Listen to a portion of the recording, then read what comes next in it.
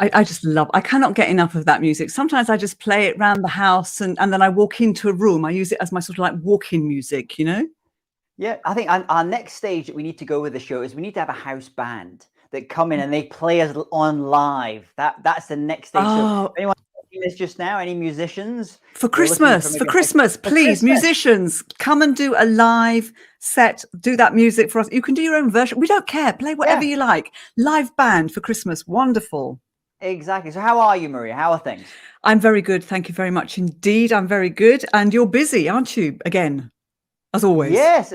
Well, it's not so much busy. It's always been busy over the past kind of all this 2 years stuff, but now busy doing all that stuff about getting on planes again. That's kind of a little bit strange. And Stressful. so, Yeah. yeah, so just getting ready to head out to the Middle East. So looking forward to that. And we're going to miss each other by, I believe, about a day. I With, know this, you with this arrive. new No, you city. leave as I think you're going to be getting on my plane as I go, as I arrive, which is just crazy. We could have had a party in I Dubai. know. Oh my Oh, goodness. Oh, look at us, okay. jet set, Dubai. I know. Anyway, let's talk about our guest for today. Mm, Talking about, I mean, Dubai is actually one of those cities. It just kind of stands out. It's just, Dubai. oh, It's got its good own link. brand. It's got its own way of doing things.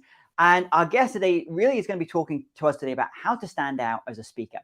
For the last decade, our guest has worked with business owners, with entrepreneurs, MDs, and investors in order to help them stand out when they're delivering talks and speeches, pitching, or looking to win business through delivering speaking. His unique and effective structures, impact delivery training, and teaching language that lands has helped to hone their messaging, perfect their stories, and thus enable them to win more business.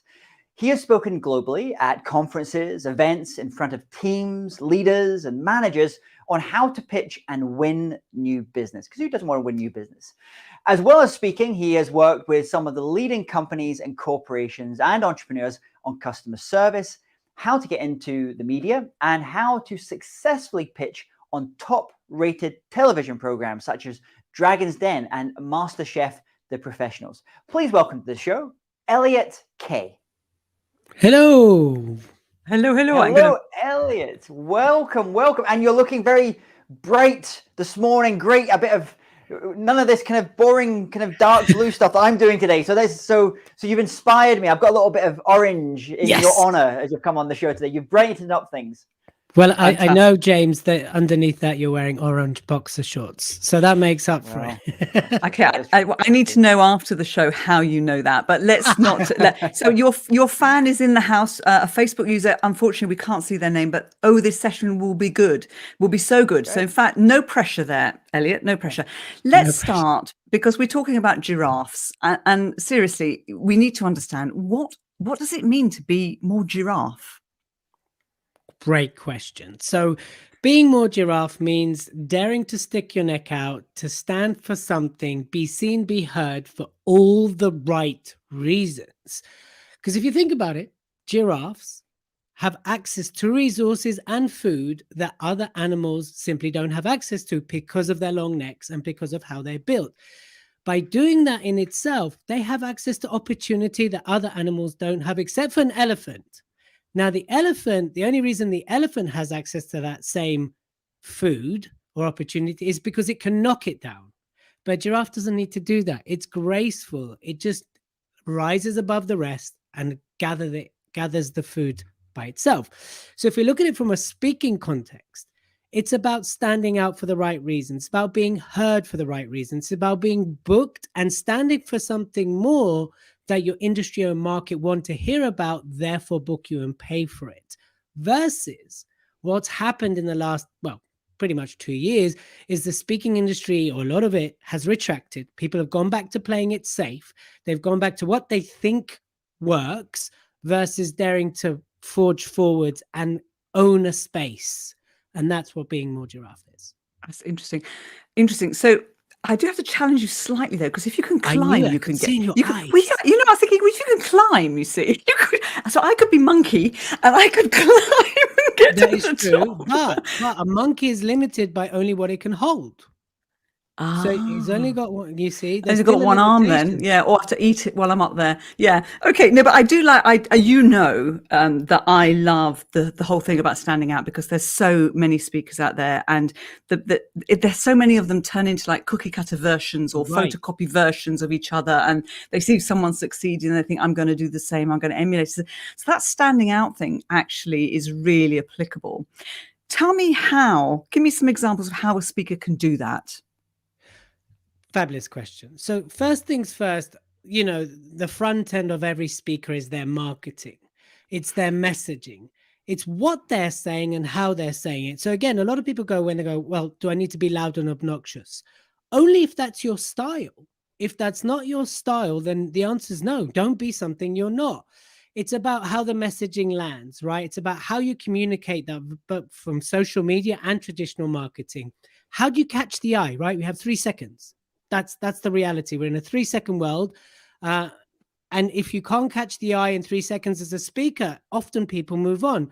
So what's your marketing package look like? What is your messaging? Does it land? Yes, colors. Is it down to having things like, I'm the giraffe? Well, I don't want to be the giraffe man. You and me discuss that. But are you being more giraffe, right? Are you standing out? Are you the sales guy, the pitch doctor? Are you the guy with the handkerchief, right? The thing that gets the door open is one way to stand out. Now, there's no one fits all, and nor would I ever want that. But as a speaker, it's about celebrating your uniqueness, but packaging your uniqueness in a way that's marketable. So you and I, Maria, have known each other for 4 years, right? And I think we've got a fairly good relationship, and you've trained for me, and you're in my 3rd book, but only now, right? Only now have you been like, Elliot, I know how to position you because I've got my marketing messaging right. I've got something that stands out. Before that, in your beautiful honesty, you're like, you sound like everyone else. You're just blending in. I can't promote you because you're not unique enough. And that's the thing about being more giraffe. I don't have a formula. It's not like I've got a giraffe formula, but what I will say is that it's about the packaging. It's about your connection statement. It's about your bio. It's about the images you use. It's about how you edit your videos. It's about the stories you tell as well, which is for me, the starting point for being giraffeness is the stories you tell as well. Because that's something we can all do very naturally without anything sophisticated. I hope that answers your question. No, it's lovely. And I'm going to hand over to James, because James, I feel, so when we started working together and you came in as a speaker, you came into a very crowded space in the creativity space, but you were a bit giraffe yourself because you stood out in the fact that you made the topic totally your own. You changed it so that it was, super creativity. But also the thing that you did for me that really stood out, that I had never seen before, and I still talk about it because it really made a huge impact, was the fact that you used AI to analyze your audience, and you unpacked it and showed us how you'd done it. And I'm sitting there thinking, you've just described me. So then when you delivered your content, it was talking to me. So yeah. I think you embody the giraffe thing, James. Do you agree? Well, no, I mean, on the giraffe thing, just as you're speaking there, I'm actually reminded of a conversation I had very early on when, like that thing that you were just talking about there, Elliot, about trying to find your space and get your packaging. I remember having a conversation with a great speaker in America called Rob Waldo Waldman. He's a former fighter pilot, wonderful Hall of Fame speaker.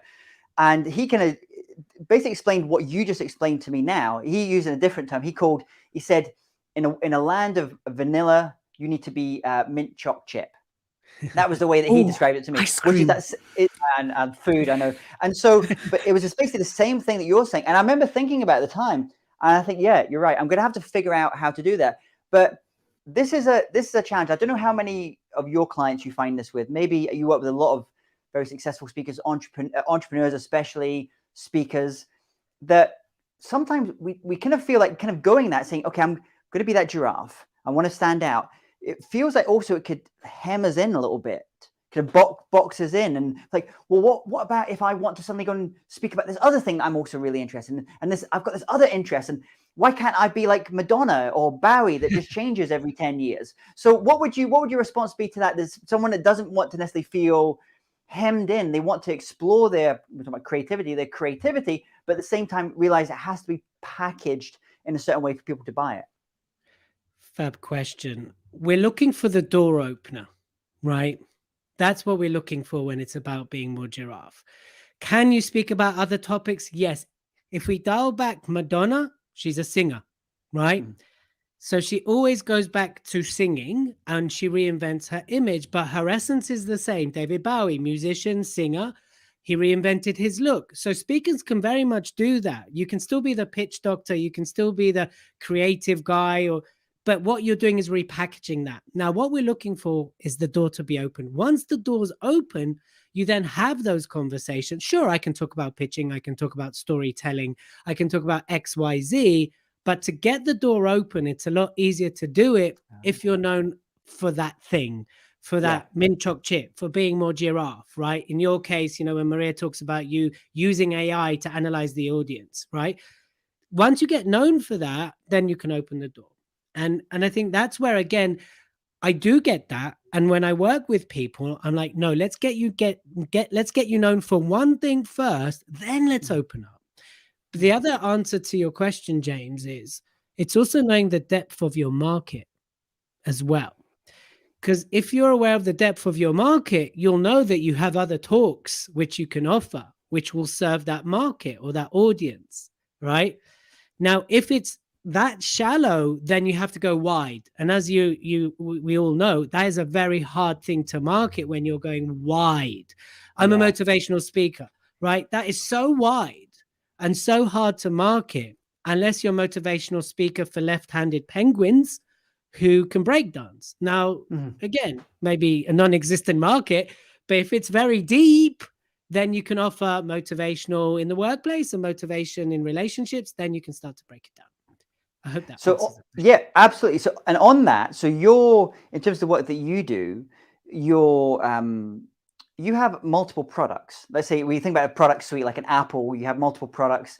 You might get the iPhone, but then you're going to get the iMac and you're going to get all these other things as well. Right. So I think, for a lot of our listeners just now, that's one of the things that they struggle with, think, okay, well, I guess I can get really focused on this topic, let's say the topic, but I can get really creative on the products that I offer. And kind of that's the breadth, going to go deeper. So it's almost like a T shape, as they say. So when it comes to your business, what are the products that you offer? And is there one that you can almost use as that tip of the spear, that lead thing to open that door, and then you kind of take them to other places? Yeah, I think we need to make a distinction here even. Sorry, I can speak English, I promise. There's paid speaker and then there's speaking to sell, right? And I want to dive into that, if I may, because again, this is part of giraffeness, but I think that's part of the question you're asking. When you're a paid speaker, and I'm going to watch Maria's eyes very carefully here because I'm wondering if she's going to question me. When you're a paid speaker, obviously you're getting paid to give away the how. That's what they're paying, the 10, the 20, the 25, full with stories, full of learnings, but really people are paying you for the how. When you're speaking to sell, what you're doing is selling the what is missing and what the gap is, and then you need to fill the gap, right? So if you get paid £20,000 and then you're doing a speak to sell and you're not getting paid, you're going to annoy a lot of people that paid you that £20,000. You shouldn't give away the how in your signature talk, in your speaking to sell. Now, of course, you can get paid for that. So when you're speaking to sell, what you're doing is you're leading the customer to the next step in the customer journey. So for example, I do master classes. When I'm speaking to sell, I will do a talk around, for example, yesterday I talked about how to stand out as a speaker and be more giraffe. And I give my 6 principles about being more giraffe, which is what we're talking about here. Then I would lead them to an entry point. So that'll either be a masterclass or very low paid one-day training, for example. And then from then on, I have my masterminds and I have my one-to-ones, or I have my ad hoc trainings. So when you're speaking to sell, you tend to lead them somewhere. Okay. When you're paid to speak, it depends on the conversation you've had prior to being booked, but what conversations it leads post to being booked. You never really show up to deliver the paid speaking gig with an intention to do a sale at the end. However, that doesn't mean you can't set it up in the scoping call. Look, I'll gladly do this talk for you. I'd love to do this talk for you. Here's my fee. Fantastic. When I'm done, can we have a conversation to discuss what other products, if it's right, I could offer you? So it is important to understand the two distinctions. Speaking to sell, paid to speak. Paid to speak, you give away the how. Speaking to sell, you sell the what. Does that answer the question? Absolutely. And on that, see, I can't do what you do. I can't do the speak to sell. And I know people like yourself and other people, that friends of mine that are speakers, who are brilliant at it. And it's a really hard thing to do, to become well. You see people do it and they kind of do a ham-fisted job at it, and it feels kind of icky. But see the great people do it and it feels like, wow, this is like but it feels almost, it's like a different universe sometimes from the speakers who are just getting paid. They're not necessarily going to have other things that they're selling right there on the stage. So, and this was a question actually posed to me yesterday, actually by one of my students, and I've been thinking about it, so it's very top of mind what you're saying. Is it possible, not from, I understand into the why and the how part, but just from a skill set point as a speaker, the technique that has to go into speak to sell, which is a different model to the, that's speaking on stage. Are the people that can do both of those well at a very high level, do you think? I think there are plenty of people that can do them well. You don't have to be high level. I don't think so. To me, the word, and everyone knows is the structure. It's all about the structure you use, right? So a keynote has, there's various, it depends what you're taught and what you're trained on. But, if you think about it, a keynote, you zigzag, right? So you have a strong opener, a story, you make a point. You have one theme, one message. Then you zigzag to the next point, story, message. You zigzag to the next point, story, message, boom, strong closer, right? That's a keynote in very 101 stripped down. But when you're thinking about speaking to sell, it's a very different structure. Then it's a strong opening, very quickly demonstration of the problem. Then who are you to solve that problem? Then what's your solution? Then what's the story that backs it up? What's the content that demonstrates what they need to know? And then a strong call to action. It's all about the structure for me. The structure, the language, of course, is the other one, and how you deliver that impactfully. So yes, there's people like yourself who specialize in doing one thing, and that's great, right? It's a choice you have to make as a speaker. I think more and more people are hybrid because of the reality of the speaking world, and really the expectation of being a paid speaker now has gone up a whole notch. That no longer the days of, hey, I'm a speaker, great, let me pay you £5,000, cool. And you show up and you just drop something and people are like, thanks. Now the standards are much higher, right? That was more like 20 years ago when you just announced you were a speaker. So I don't think it has to be a high level. I think it's a matter of maybe for some people retraining. But the other thing I talk about is being confident in your ability to sell and being comfortable and authentic in how you sell.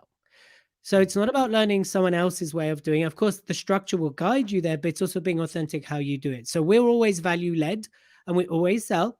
When I do my speak to sell, not keynote, obviously I don't sell then. And we believe in adding value up front, therefore earning the right to sell. And that's kind of how we also teach. So you can do both. It's a choice. You don't have to, right? When, certain speakers like yourself and other speakers get to level, they don't need to. They can just keynote. That's it, done. And then they'll sell their consultation, they'll sell their workshop. Fine. It's just a different path, and you have to do what's comfortable for you at the end of the day. I love that. I love that. Maria, yes, sorry. You sit in a really interesting position because you've represented a lot of great speakers who are what we think of more the traditional kind of keynote kind of style of speakers, tend not to sell from the stage or speak to sell. But your own business now, I know you do a lot of speaking, and you're always outgoing and speaking to different groups. So I'd also like, Maria, what's your take on that? Because you've lived both of these different worlds. Well, I've made a note to rewind and write down the structure, actually. Go back, listen to that. It was great. That was great. Elliot, you broke it down beautifully. You're so right with regards to structure, because that structure gives you confidence. It gives you something to pin on. It gives you a roadmap. And that is so good. So yes, I'm learning to do a bit of both. And the point you made about you have to give value first to earn that right, the value, and you have to be credible as well to do that. And then for sure. So yes, so I'm doing a bit of both. But I'd like to rewind. So let's rewind the video. You said something early doors that I wrote down, and I want to share some of it. You mentioned you've got principles about how to be more giraffe.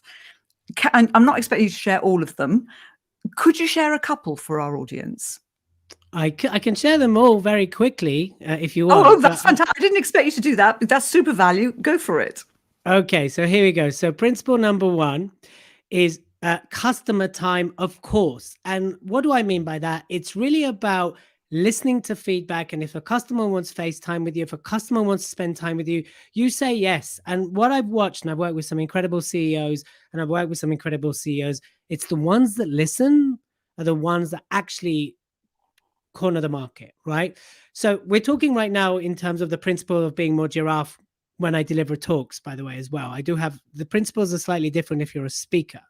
The other one is dare to bomb. You've got to make mistakes. You've got, we learn by making mistakes. And again, a lot of speakers are afraid to make mistakes. A lot of speakers are scared to be more giraffe. You and I know, Maria, when I first came out with Be More Giraffe, you're like, what is he doing? Even my business partner. When you were dressing up as a giraffe, that was the bit that was a little bit crazy. Apart from when you do your charity runs, then you can dress as a giraffe. Right. But even my business partner was like, what, he's like, what is he doing with this? Being more giraffe. He's being a bit, but then when you learn and understand it, like that makes a lot of sense. And now I'm getting known as that guy who's about being more giraffe. So you got to dare to bomb. It might work, it might not. Like when we test content, like comedians do tours to test the content, and they'll make notes. You literally see them go, no, that didn't work. That joke was terrible. Yeah, we're not using that again. Got to dare to bomb, right? The other one after that, of course, how would you know? Of course, it's not about you. Please remember, as a speaker, as someone that's selling a business or a service, it's not about you. It's about your customer and the problem you're solving for them. So please remember that as well. And when you're speaking, when you're doing your keynote, it's about elevating the audience. So it's not about you. You're the facilitator. I think the last 2 years have helped with the next one. This is principle number 4, is with vulnerability comes power. And people are really seeking out connection with speakers now. They really want to know that you're approachable. Now, it's the right amount of vulnerability, admittedly so, but I think people are done with the whole like screen and being masked and, oh, look at me, I'm very important. They want that vulnerability from a speaker now. So that's another one that's important. The other one is the 3 most dangerous words in the English language. Do you know what they are, James? I love you. That's the most expensive words.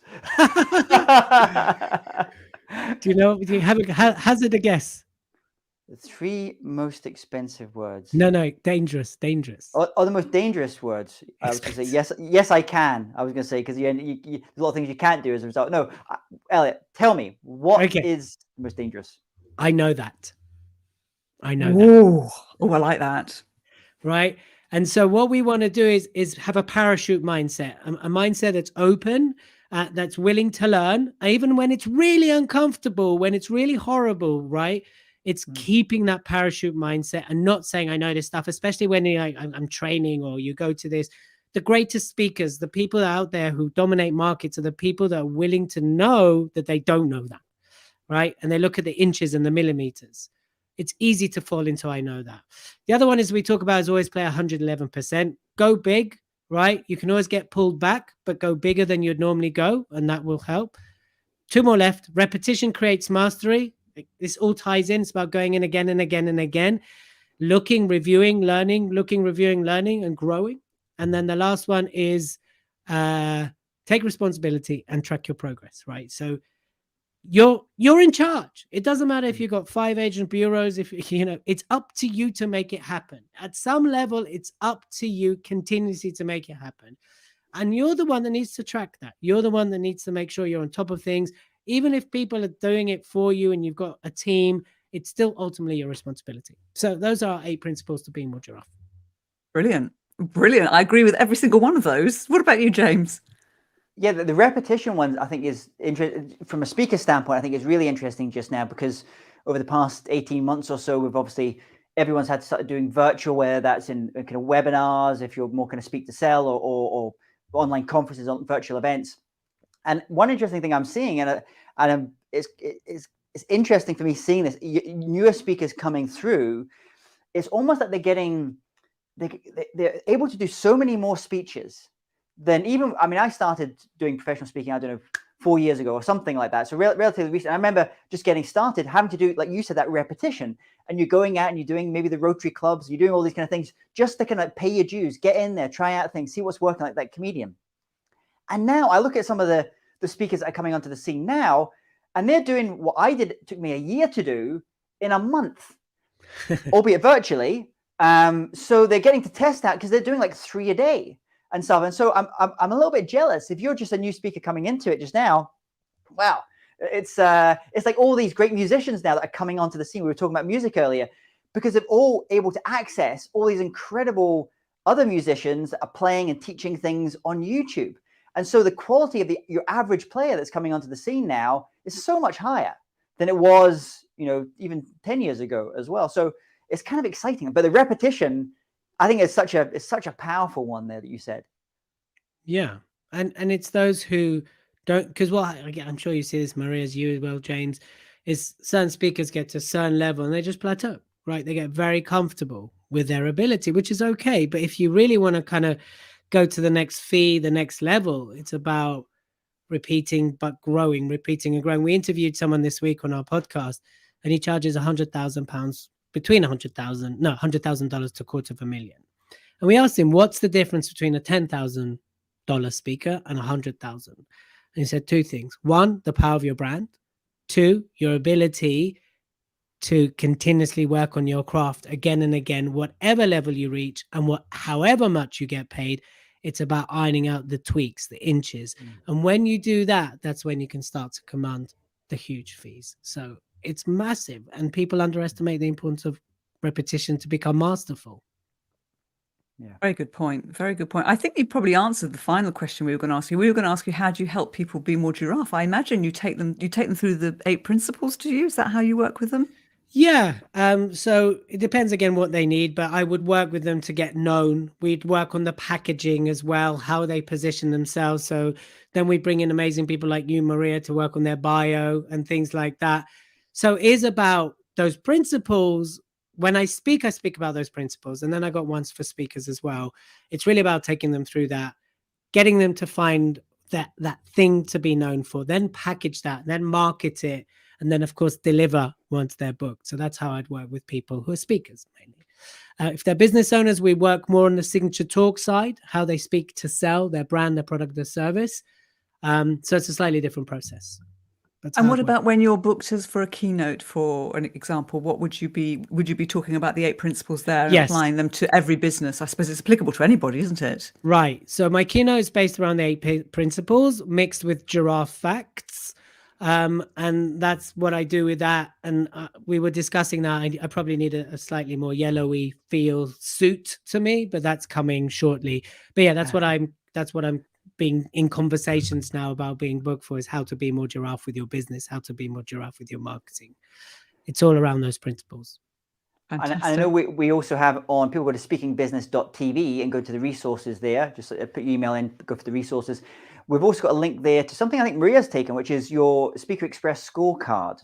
So maybe you should just tell people what that is, and we'll have that the link. People can go, or they can even go to speakerexpressscorecard.co.uk.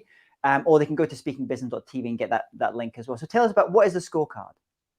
What it is, it's your influential test. It's how influential are you as a speaker. So what we've done, we've taken 30 questions, and we've got some very clever AI stuff that works out your personalized score. But it's 30 questions around confidence, around how your messaging lands, around how likely you are to get booked. So a lot of what we talked about.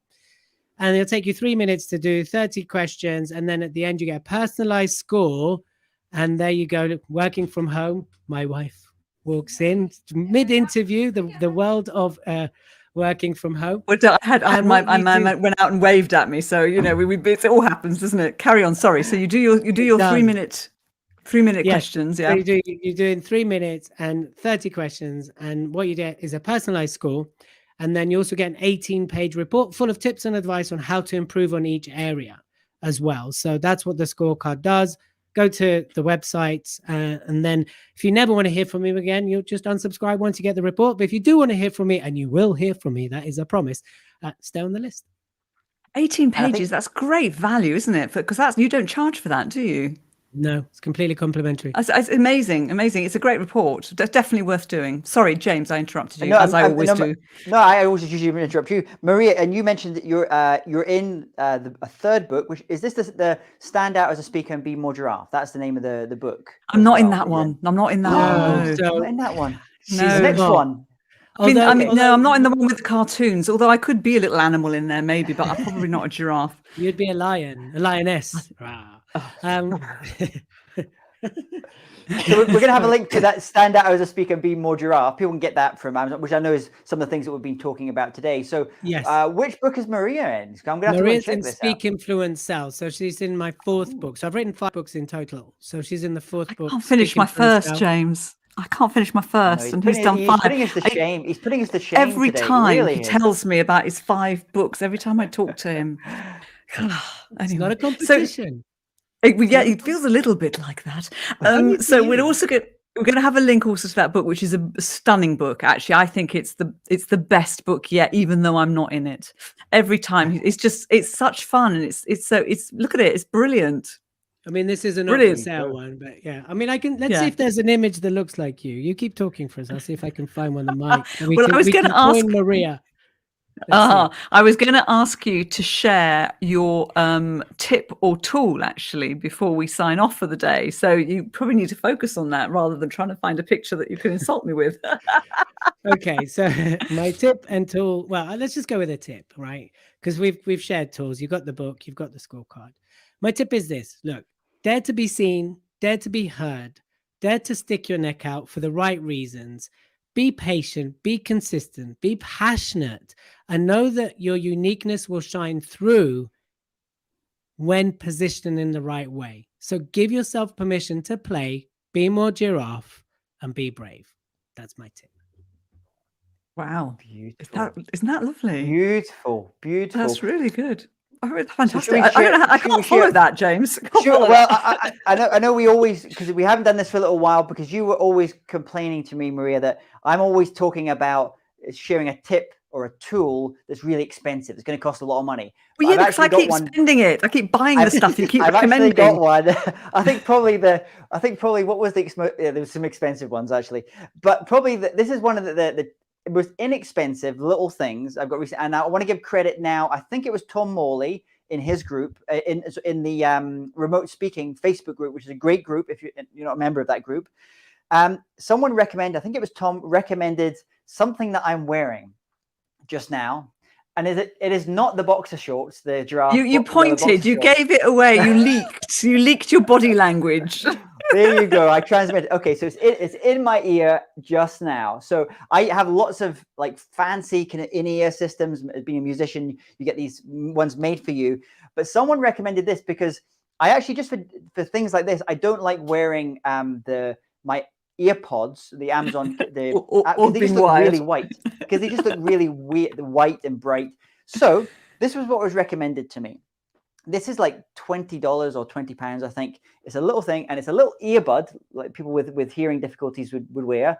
And it's great, and it's Bluetooth, so I can hear everything just now. I don't have to have anything fancy. Very small, very discreet. The only thing that's a little bit strange is when you put it in your ear and it switches on, it speaks to you in Chinese.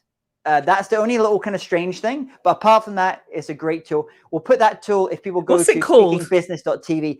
I don't even know. It's one of these very generic sounding brand names, but it's about £20. It's a very inexpensive. That I can afford. That's fine. I might do that and not have these. Yeah, there you go. Brilliant, brilliant. James, thank you. Elliot, thank you so much. So much juice, so much value, so much content, and you've got a cold. So this is a man cold, right? So you know what it's like when men are ill, and yet he was brilliant.